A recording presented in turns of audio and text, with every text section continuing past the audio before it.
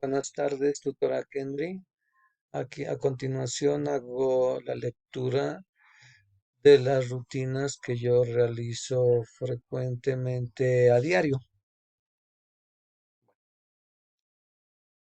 My name is George. I get up at 6 o'clock morning and then take a shower. I had breakfast with my wife.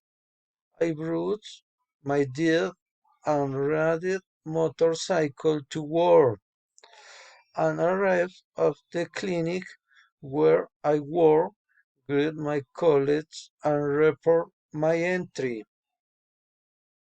In my work, I served users and provide them with information or everything related to the health. At noon, I go to the restaurant where I frequently have lunch.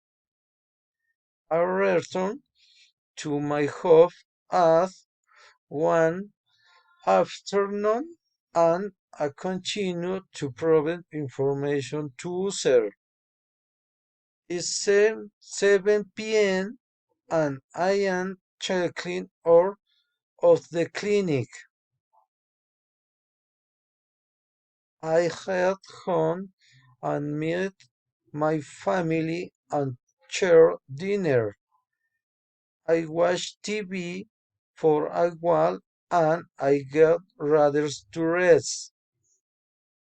Gracias, tutora Kendry. Espero con este video completar el trabajo y espero de corazón que pues lo haya leído óptimamente. Gracias.